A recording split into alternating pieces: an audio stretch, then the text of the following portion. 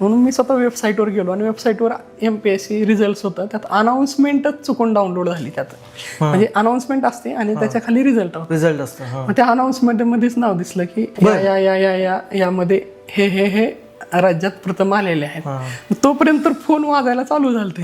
ते वाचून काय फिलिंग होती सर त्यावेळेस? काय म्हणजे की ओव्हरवेल्म झालतो मी लिटरली. सुचत नसेल काहीच सुचत नव्हतं. म्हणजे काय तो बोलतोय हे पण कळत नव्हतं आणि काय झालंय कळत नव्हतं. पहिल्यांदा शांत झालो.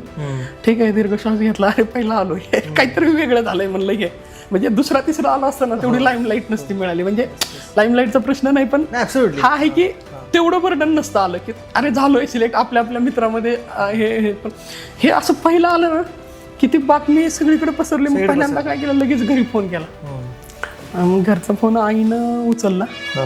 आईला म्हणलं रिझल्ट लागलाय. म्हणलं काय झालं? म्हणलं डेप्टी कलेक्टर मिळालंय. अरे वा, चांगलंय, अभिनंदन.